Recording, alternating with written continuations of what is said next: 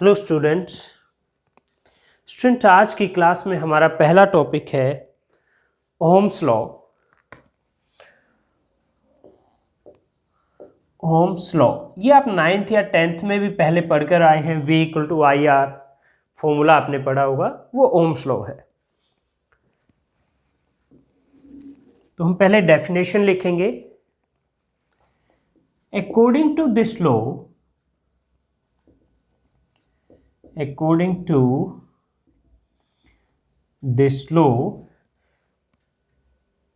current flowing through a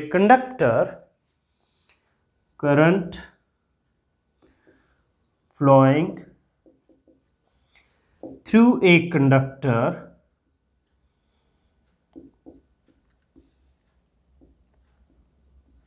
is directly proportional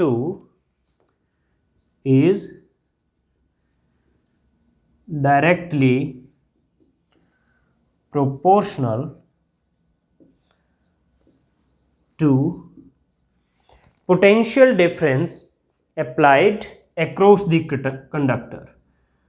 Potential difference applied across the conductor.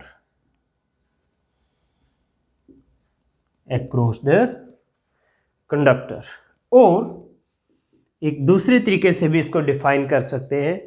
Current density is linearly dependent on current density, जिसको आपने J से लिखा था। Current density is linearly dependent on external electric field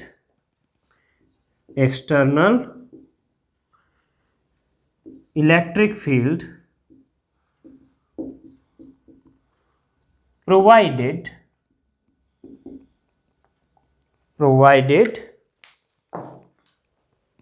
the physical conditions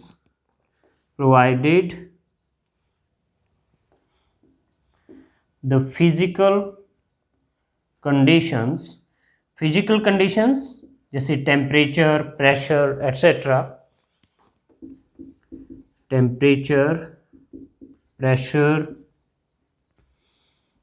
etcetera,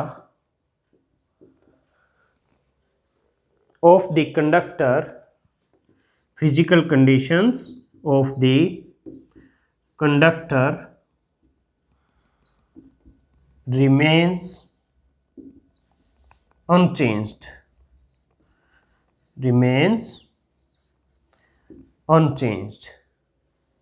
okay, तो ये है student Ohm's law का definition.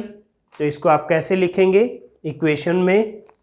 पहला कहता है, जो फर्स्ट पार्ट है, V is proportional to I और V = IR। यहाँ जो ये R है, ये है resistance of conductor, where R is resistance of conductor. और जो दूसरा पार्ट है, और पार्ट है, वो क्या कहता है? और पार्ट कहता है कि जो करंट डेंसिटी है that is proportional to electric field, और J = सिग्मा E। ये J वेक्टर है कि E भी वेक्टर है। Sigma is called conductivity of material. इसको मैग्नीट्यूड फॉर्म में ऐसे लिखेंगे आप, J = sigma E। Sigma is conductivity of material. तो ये है डेफिनेशन। अब हम इसको प्रूव करेंगे। ओके, तो हम एक कंडक्टर कंसीडर कर लेते हैं जिसका लेंथ L है और जिसको एक बैटरी V वोल्ट की जो बैटरी है उससे कनेक्ट किया गया है। ये लेंथ है L तो इसको आप कनेक्ट कर दीजिए एक V वोल्ट की बैटरी से। तो कंडक्टर के दोनों एंड के अक्रॉस पोटेंशियल डिफरेंस क्या होगा, V वोल्ट होगा। इलेक्ट्रॉन पॉजिटिव टर्मिनल की तरफ ट्रैवल करेंगे तो इलेक्ट्रिक फील्ड क्या हो जाएगा, V/L हो जाएगा। E equal to V/L। Okay, तो आपके पास रिलेशन है I equal to NEA VD।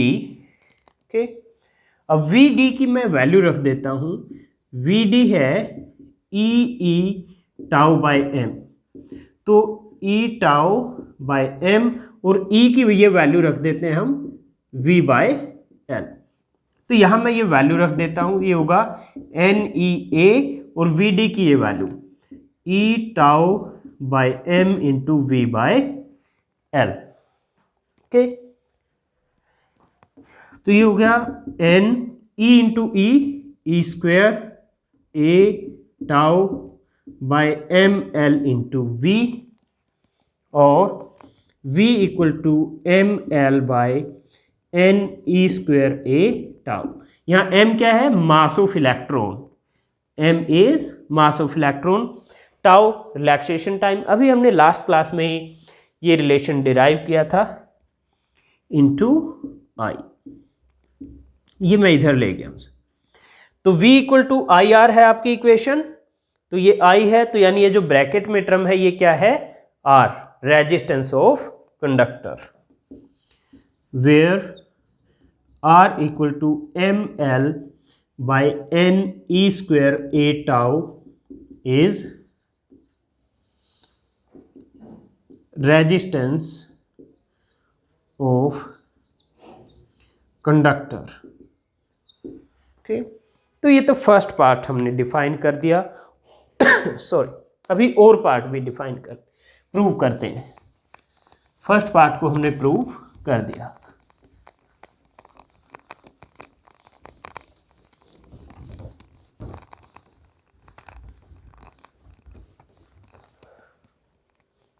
अब करंट डेंसिटी J ये होगा I बाय A। I की वैल्यू है ये वैल्यू है I की N E square A tau by M into V/L और A से डिवाइड कर दो, तो A से A कैंसिल और इस V/L को हम वापस E लिख देंगे, तो ये हो जाएगा NE square tau by M into E, NE square tau by M into E और J equal to sigma E। Okay, where sigma equal to NE square tau by M, M is mass of electron. Okay, तो sigma is NE square tau by M is called conductivity of conductor. तो ये second part का भी derivation हो गया। तो student ये था ओम्स लॉ और उसका डेरिवेशन। अब हम जो पैरामीटर्स हैं इसमें कुछ, फॉर एग्जांपल रेजिस्टेंस और कंडक्टिविटी और कुछ और parameters one by one discuss करेंगे। तो उससे पहले मैं बोर्ड को क्लीन कर देता हूं। ओके स्टूडेंट, मैंने बोर्ड को क्लीन कर दिया है। तो अब नेक्स्ट हम डिस्कस करेंगे रेजिस्टेंस। अभी आपने रेजिस्टेंस के बारे में पढ़ा है ओम्स लॉ में। रेजिस्टेंस क्या है, रेजिस्टेंस कंडक्टर की वो प्रॉपर्टी है जिससे वो flow of current through the conductor को अपोज करती है। It is property of a conductor, it is property of a conductor because of which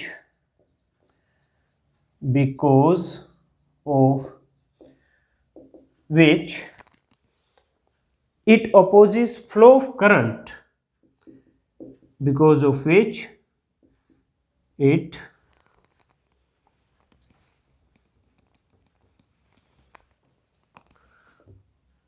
opposes flow of current through it. Okay, ये property physically कैसे exist करती है? Student, मैंने आपको बताया था कि जब एक फ्री इलेक्ट्रॉन कंडक्टर में मूव करता है तो वो पॉजिटिव मेटल आयंस और दूसरे फ्री इलेक्ट्रॉन्स के साथ कोलिजन करता है। तो ये कोलिजन क्या कर रहे हैं? ये इलेक्ट्रॉन को पॉजिटिव टर्मिनल की तरफ जाने में ऑब्स्ट्रक्शन क्रिएट कर रहे हैं, प्रॉब्लम क्रिएट कर रहे हैं, अपोज कर रहे हैं उसका। तो ये जो कोलिजन्स है they constitute the resistance. So they are the main reason of resistance of a conductor. Okay, दूसरा आपने पढ़ा था अभी sorry, V equal to I R, तो R क्या आ गया यहां से? V by I. सो आप इसको ऐसे भी डिफाइन कर सकते हैं, ratio of potential difference applied across the conductor and current flowing through the conductor। Okay, तो ये आपको यहां नहीं लिखना है, सिर्फ आपको बताने के लिए मैंने यहां लिखा था। तो यहां अब हम लिखेंगे इट इज रेशियो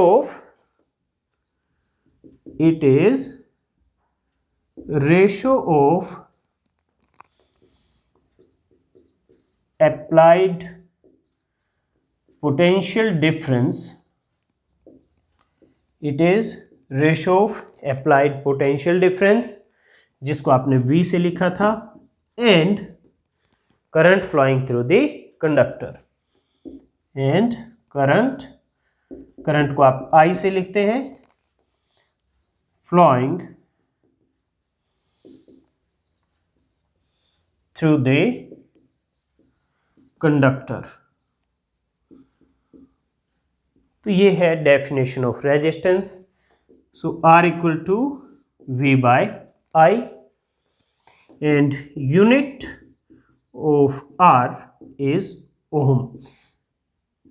रेजिस्टेंस की यूनिट ओम होती है, इसको OHM लिख दो या फिर ऐसे भी लिख सकते हो, ये भी ओम का सिंबल है। ओके, एंड फिर उसके बाद डायमेंशन फॉर्मूला अगर आप निकालना चाहते हो तो V बाय आई, V क्या होता है? U बाय क्यू, पोटेंशियल होता है potential energy divide by charge. तो चार्ज फंडामेंटल क्वांटिटी नहीं है, तो क्यू आई है आपका Q बाय टी, तो Q को क्या लिखोगे आप? I into T. ओके, तो ये I into T into I, तो U by I square T. Okay, तो U है एनर्जी, एनर्जी कोई भी हो, ml square T minus two, current का एम्पियर स्क्वेयर, टाइम का टी, तो ये क्या आ जाएगा? ml स्क्वेयर और टी माइनस टू है, ये ऊपर जाके ये भी माइनस हो जाएगा, तो -3a माइनस टू, तो ये डायमेंशन फॉर्मूला आ जाएगा। अब हम 1 ओम को डिफाइन करते हैं, तो कैसे करेंगे? अगर V की वैल्यू हम 1 वोल्ट ले लेते हैं और करंट उस केस में 1 एम्पियर है, then R equal to 1 ohm. Means किसी रेजिस्टर की या किसी कंडक्टर की रेजिस्टेंस हम 1 ओम कब कहेंगे? अगर उसके across 1 volt potential difference apply करने से उसमें 1 एम्पियर करंट फ्लो करे, तो हम कहेंगे कि उस कंडक्टर की रेजिस्टेंस 1 ओम है।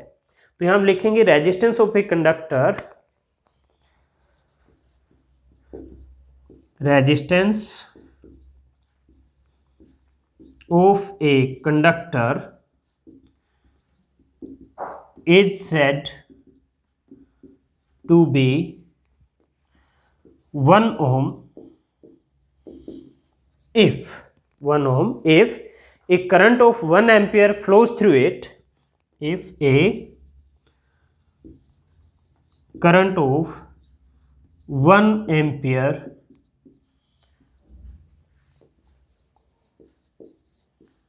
फ्लोज थ्रू इट, कब? 1 वोल्ट पोटेंशियल डिफरेंस अप्लाई करने पे। When A potential difference of 1 volt, when A potential difference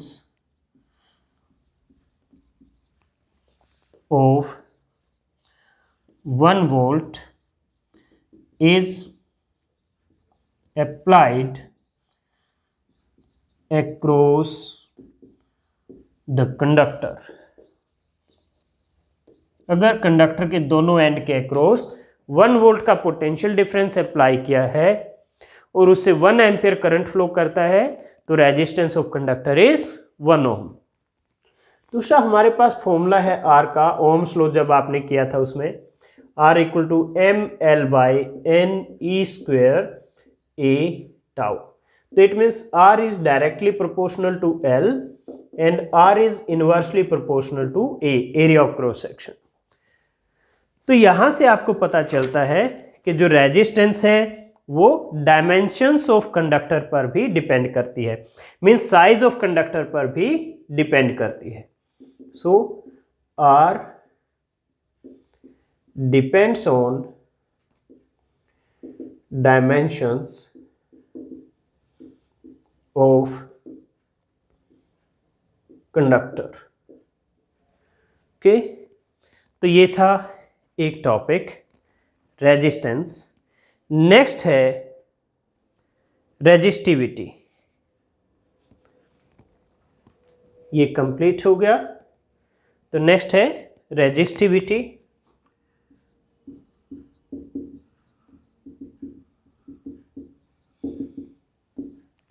तो स्टूडेंट आपके पास ये रिलेशन है R इक्वल टू mL/n/e²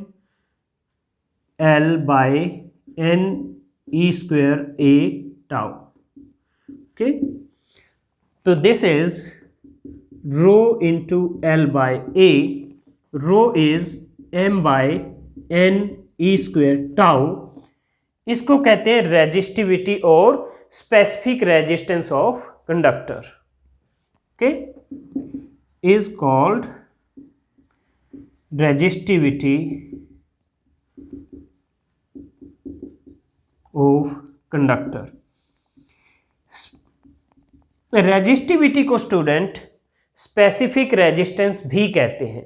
तो अगर कहीं बुक में स्पेसिफिक रेजिस्टेंस लिखा हुआ है तो आप समझ जाना वो रेजिस्टिविटी की ही बात कर रहे हैं। ओके, तो यहां से अगर हम डिफाइन करें, if L is 1 unit, area is also 1 unit, means 1 meter square or 1 centimeter square, then R is equal to rho। तो resistance is equal to resistivity if unit length and unit area of cross section of the conductor is there। तो resistivity is equal to resistance of a conductor. यहां से हम लिखेंगे resistivity is equal two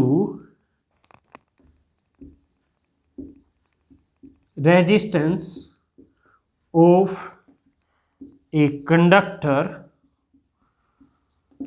of unit length, length क्या होगी? Unit, है ना, and unit area of cross section of unit length and unit area of cross section. Okay, resistance, इसकी unit क्या होगी रेजिस्टिविटी की? यूनिट ऑफ रो इज, देखिए आपके पास है यहां से रो किसके इक्वल आएगा? R into A/L। R की होती है ओहम, एरिया की मीटर स्क्वायर और L की मीटर, तो ये आ गया ओहम मीटर।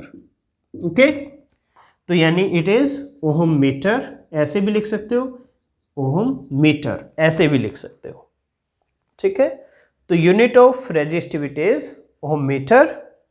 और आप यहां से देख सकते हो कि जो रो है it depends on n and tau. हमने जब सेकंड डेफिनेशन लिखी थी ओम्स लॉ की, तो उसमें लिखा था provided the physical conditions like temperature pressure remain constant. क्योंकि अगर टेम्परेचर चेंज होगा तो जो टाइम इंटरवल है बिटवीन टू कोलिजन वो चेंज हो जाएगा। कैसे? टेम्परेचर चेंज होगा तो जो थर्मल वेलोसिटी है इलेक्ट्रॉन्स की वो चेंज होगी, और अगर थर्मल वेलोसिटी चेंज होगी तो time interval between two successive collisions tau change होगा, टाउ चेंज होगा तो रो चेंज हो जाएगा। ओके, तो इसलिए टेम्परेचर चेंज होने से रेजिस्टिविटी चेंज होगी, टेम्परेचर कांस्टेंट रहेगा तो रेजिस्टिविटी भी चेंज नहीं होगी। तो अभी हम ये इधर लिखेंगे इसके बारे में थोड़ा और।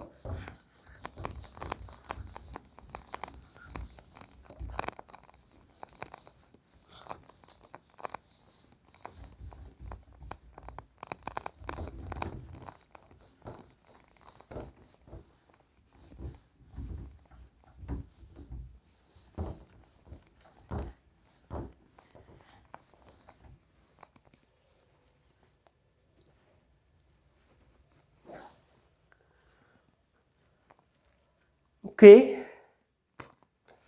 सो हम यहां लिखेंगे rho depends on N and tau. N number of free electron per unit volume, tau relaxation time. Okay, और ये दोनों क्या है? They depends on nature of material, so that is on nature of material. Okay, if we change temperature of conductor, tau will change and hence rho will also change.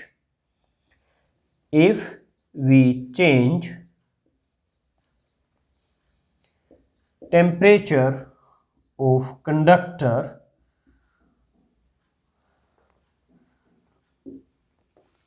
tau will change and hence rho will change, तो resistivity भी change हो जाएगी। Okay, तो ये second term थी student resistivity, जो हमने complete कर ली। अब थर्ड टर्म है कंडक्टेंस। नेक्स्ट है कंडक्टेंस। तो conductance is inverse of resistance. Conductance is inverse of resistance.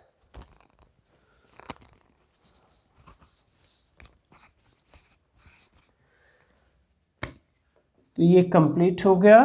Next है कंडक्टेंस। कंडक्टेंस को हम कैपिटल जी से लिखेंगे। Okay, and it is inverse of resistance.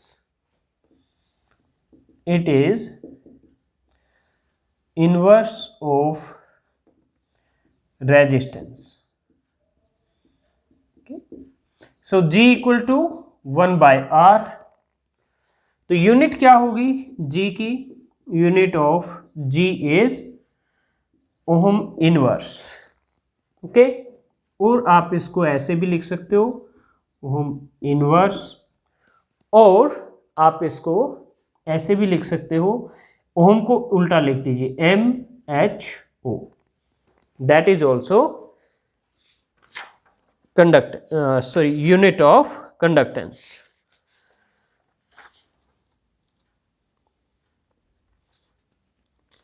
Okay, तो ये था स्टूडेंट कंडक्टेंस। नेक्स्ट है कंडक्टिविटी।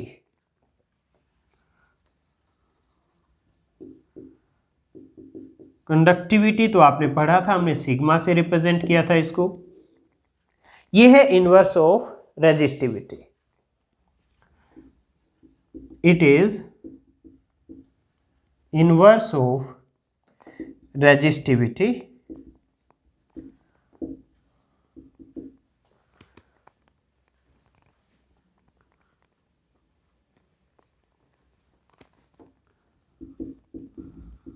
ओके, तो sigma is 1 by rho. Okay, तो unit of sigma is rho की यूनिट थी ओम मीटर, तो ये क्या होगा ohm inverse metre inverse. Okay, तो ये कुछ क्वांटिटी थी स्टूडेंट। और अब हम एक क्वांटिटी और डिफाइन करेंगे, मोबिलिटी। मोबिलिटी आपको बताएगी कि इलेक्ट्रिक फील्ड अप्लाई करने के बाद कोई चार्ज कैरियर जैसे इलेक्ट्रॉन है या फिर कोई भी दूसरा पार्टिकल है जिस पे कोई चार्ज है, वो मटेरियल के थ्रू कितना इजीली फ्लो कर सकता है, मूव कर सकता है।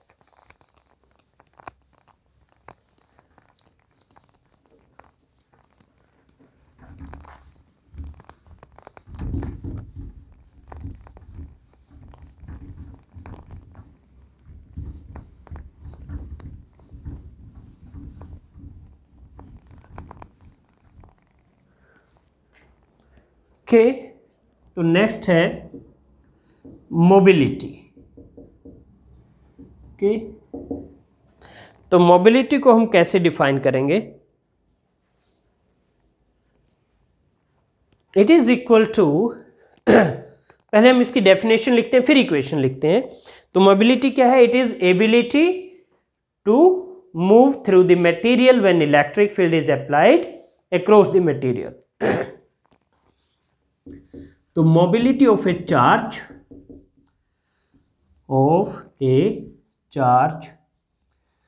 is its ability, mobility of a charge is its ability to move through the material,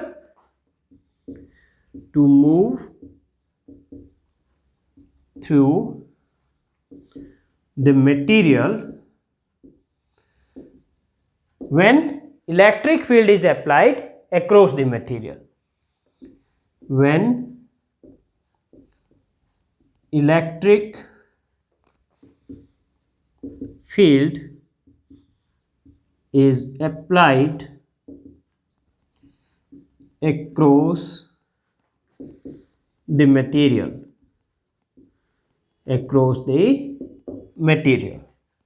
okay. तो इसको हम म्यू से लिखते हैं इस तरह से, and it is ratio of V D by E. V D की वैल्यू है E tau by M divide by E. E से ई कैंसिल हो जाएगा तो ये आएगा ई टाउ बाई एम। तो this is mobility of electron. यहाँ पर ई चार्ज ऑन इलेक्ट्रॉन है, एम मास ऑफ इलेक्ट्रॉन होगा। इसी तरह किसी भी दूसरे चार्ज पार्टिकल के लिए भी होगा, ओके। और ऐसा unit of mu is metre square per second per volt. Metre square per second per volt. तो ये स्टूडेंट टॉपिक कंप्लीट हो गया। नेक्स्ट है variation of resistance with temperature. अगर आप टेम्परेचर चेंज करते हैं तो रेजिस्टेंस कैसे चेंज होगी एक कंडक्टर की, ये हम डिस्कस करेंगे अब नेक्स्ट टॉपिक में।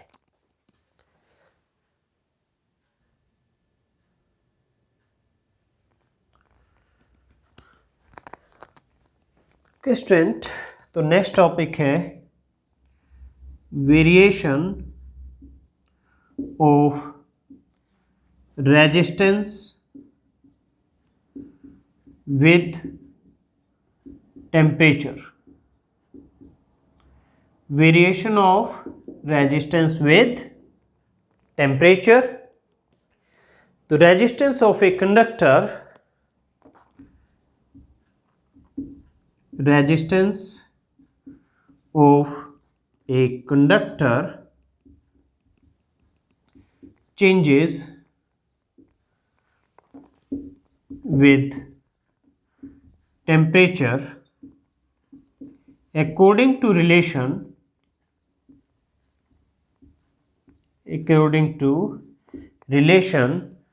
R2 equal to R1 into 1 plus alpha T2 minus T1। Student इस रिलेशन में आगे भी कुछ टर्म्स आ सकती हैं, लेकिन आपके सिलेबस के पॉइंट ऑफ व्यू से उन टर्म्स को हम अभी निगलेक्ट कर देते हैं और आपके लिए इतना भी सफिशिएंट है। आपकी बुक में भी इतना ही दिया होगा, उससे ज़्यादा नहीं होगा, ओके। तो ये आपके लिए रिलेशन है R2 equal to R1 into 1 plus alpha T2 minus T1। इसमें R1 क्या है?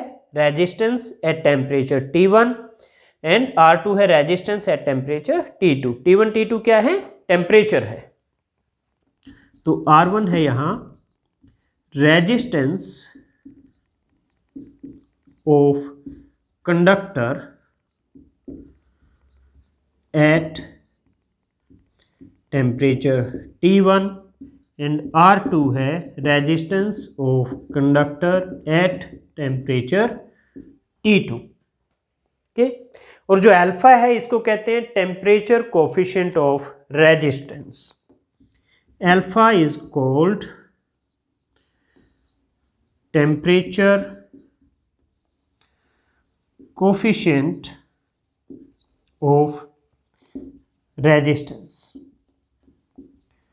ओके,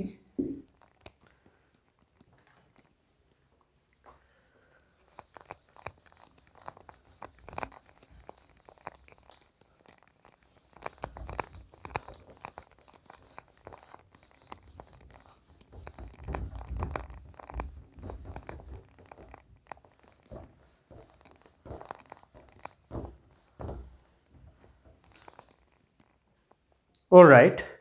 तो यहाँ से अल्फा की वैल्यू क्या आ जाएगी? अल्फा की वैल्यू आएगी आपकी R2 minus R1, R2 minus R1 by R1 into T2 minus T1। ये वैल्यू आ जाती है अल्फा की। तो यूनिट क्या होगी अल्फा की? रेजिस्टेंस से रेजिस्टेंस कैंसिल तो 1 बाय टेम्परेचर, और टेम्परेचर की यूनिट होती है डिग्री केल्विन या डिग्री सेल्सियस। तो unit of alpha is degree Celsius का इनवर्स और डिग्री केल्विन का इनवर्स। ठीक, अल्फा की वैल्यू कंडक्टर्स के लिए पॉजिटिव होती है। क्या मतलब है पॉजिटिव वैल्यू का? कि कंडक्टर की रेजिस्टेंस टेम्परेचर बढ़ाने से बढ़ेगी। Alpha is positive for conductors, that is resistance of conductors increases with increase in temperature। लेकिन सेमीकंडक्टर और इंसुलेटर के लिए अल्फा की वैल्यू नेगेटिव होती है। इसका मतलब कि उनकी रेजिस्टेंस टेम्परेचर बढ़ाने से घटेगी, कम होगी, डिक्रीज होगी। Okay, alpha is negative for semiconductors and insulators. Okay, that is their resistance will decrease with increase in temperature, with increase in temperature। Okay student, तो ये था variation of resistance with temperature. अब हम discuss करेंगे variation of resistivity with temperature, और उसमें भी लगभग सिमिलर टाइप का ऐसा ही रिलेशन होगा। तो नेक्स्ट है variation of resistivity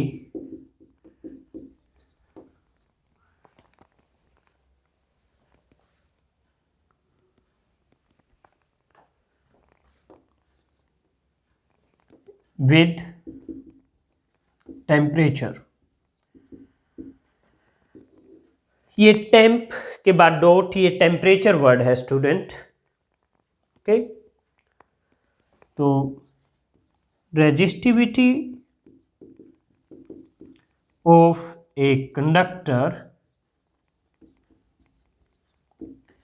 changes with temperature according to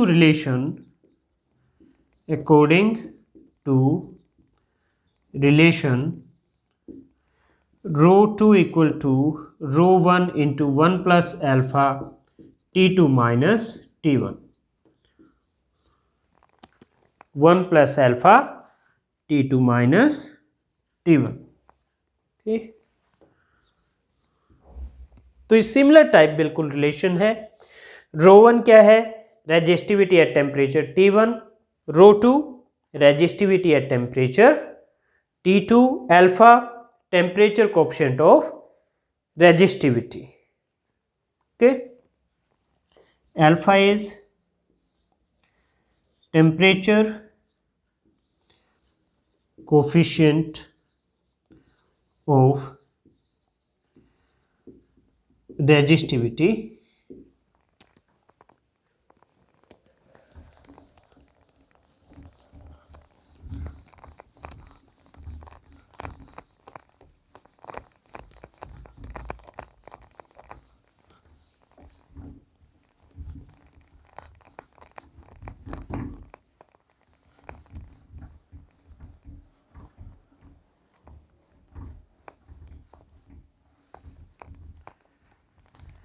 okay student, rho 1 क्या है?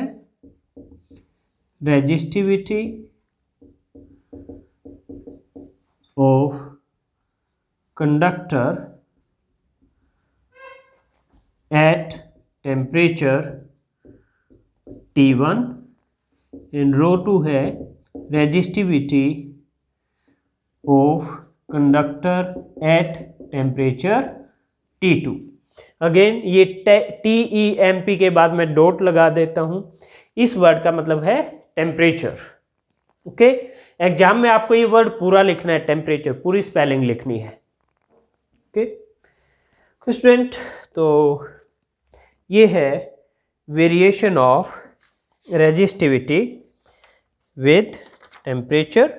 ये भी हमारा कंप्लीट हो गया।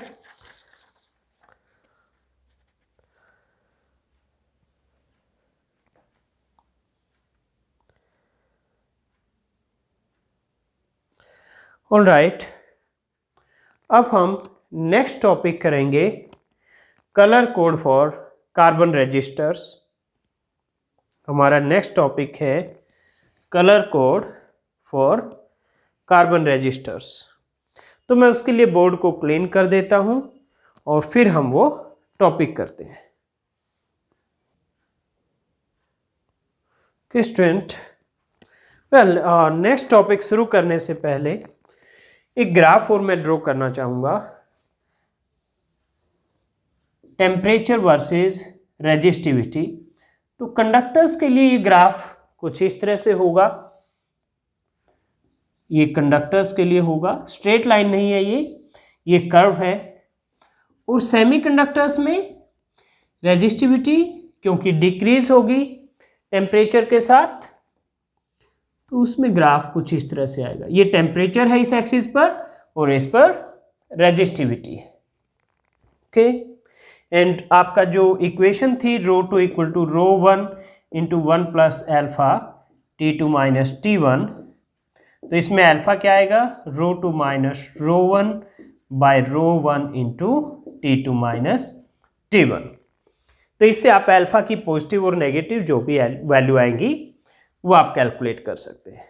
ओके, तो ये हो गया। ठीक है, ये ग्राफ मैं आपको बताना चाह रहा था नेक्स्ट टॉपिक शुरू करने से पहले। अब मैं इसको इरेज करूंगा, नेक्स्ट टॉपिक शुरू करूंगा, क्योंकि नेक्स्ट टॉपिक में मुझे काफ़ी बड़ी टेबल बनाने की ज़रूरत है।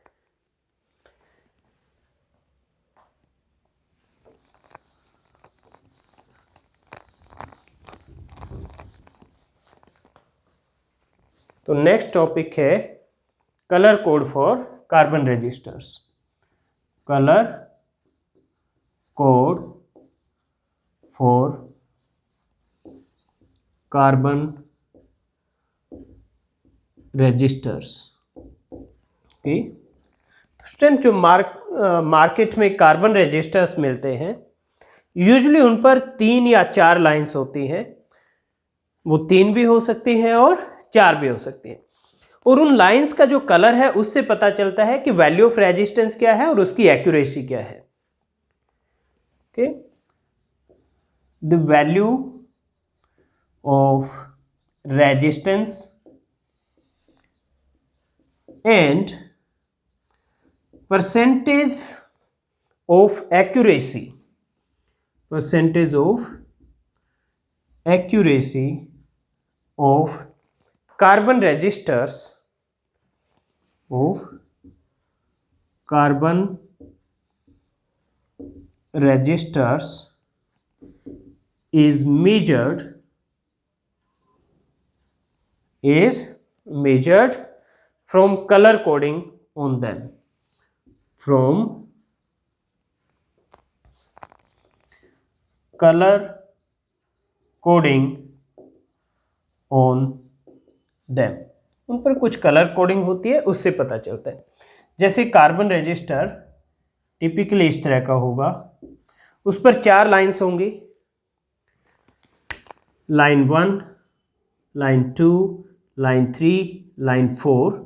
फोर्थ समटाइम एब्सेंट भी हो सकती है, मीन्स शायद ना भी हो।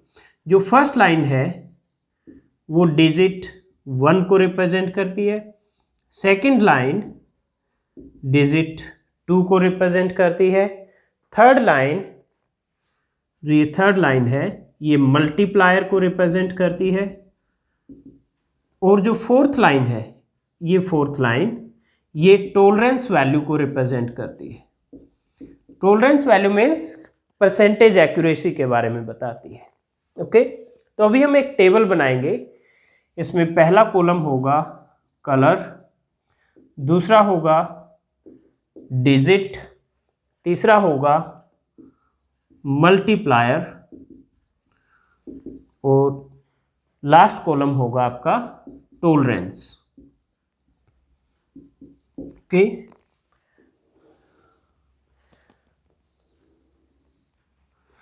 तो पहले हम यहां कलर्स लिखेंगे, black,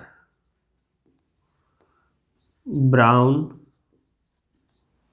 red, orange, yellow, red, orange, yellow. Okay, उसके बाद है green, blue, violet, grey, green, blue, violet, grey. Okay, और उसके बाद है वाइट, गोल्ड, सिल्वर और no colour. White, gold, silver और लास्ट में नो कलर। ओके,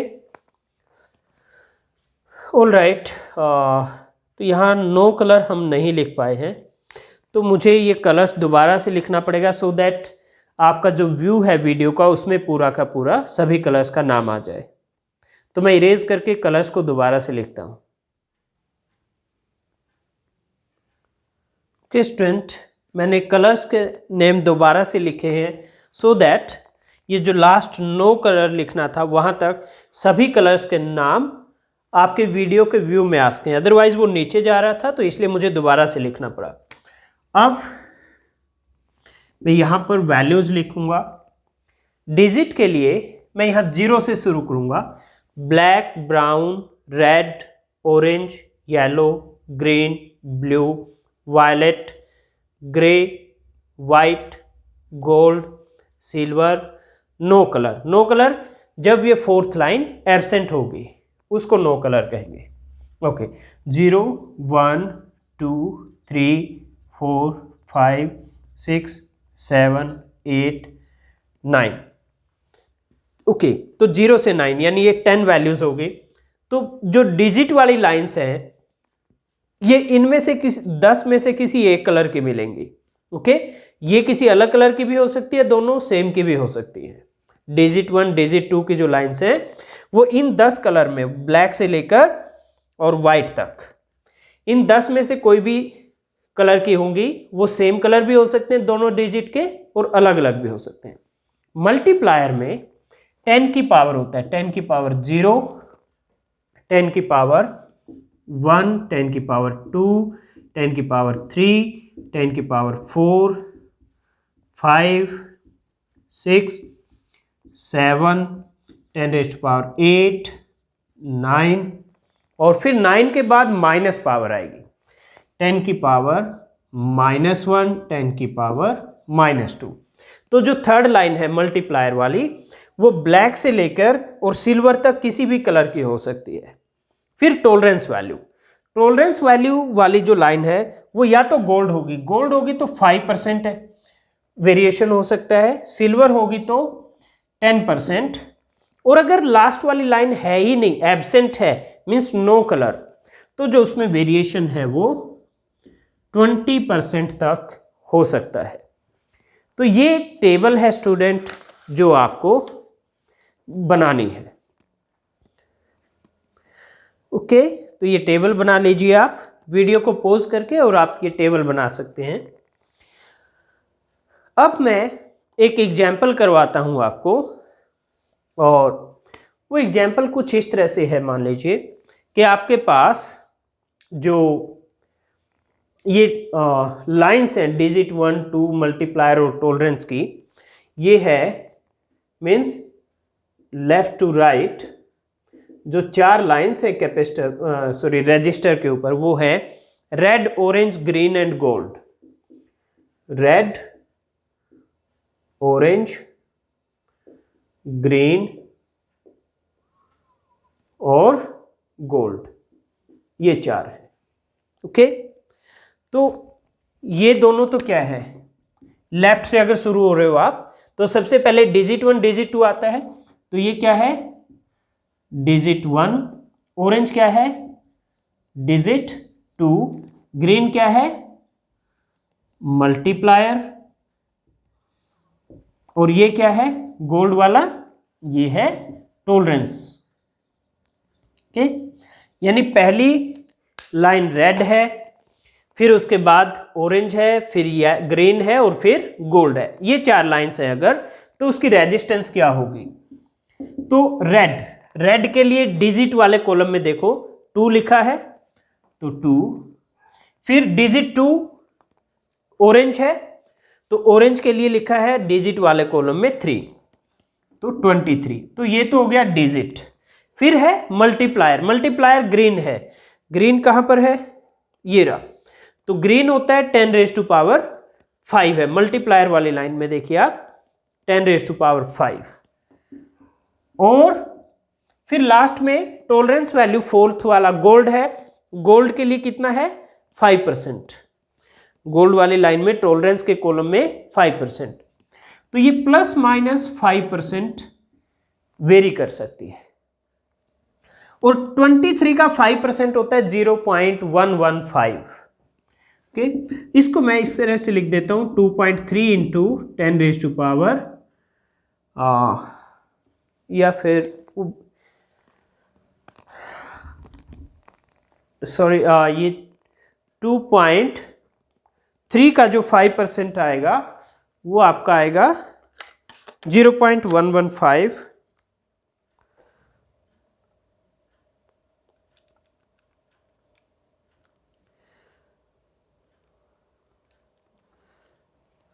.3 का 5% 0.115 आएगा। तो मैंने इसको लिखा 2.3 इंटू 10 रेज़ टू पावर 6 ±5%। अब 5% ऑफ 2.3 वो है 0.115। सॉरी, मैंने पहले 23 बोल दिया था इसको by mistake, it is 2.3। Okay, तो आप इसको लिख सकते हैं 2.3 ±0.115 इंटू 10 रेज़ टू पावर 6 ओम। तो ये होगी वैल्यू ऑफ रेजिस्टेंस। तो ये जो रेजिस्टेंस है इन्हें रेंज वर्क करेगी, एक पर्टिकुलर वैल्यू पे वर्क नहीं करेगी, इसमें ±5% तक का वेरिएशन हो सकता है। ओके, तो ये होगी रेजिस्टेंस की value 2.3 ±0.115 into 10 raise to power 6 ohm. कि स्टूडेंट इसके साथ ही ये टॉपिक कंप्लीट हो गया। अब हम नेक्स्ट क्लास में हमने अभी तक जो कुछ पढ़ा है लास्ट 2 क्लासेस में उससे रिलेटेड न्यूमेरिकल करेंगे। तो नेक्स्ट क्लास में मिलते हैं, तब तक आप जो दोनों क्लासेस अभी तक हमने इस चैप्टर की हैं उसकी थ्योरी अच्छे से कीजिए, सो दैट नेक्स्ट क्लास के न्यूमेरिकल आप अच्छे से समझ पाएँ। तो नेक्स्ट क्लास में आपसे मिलते हैं।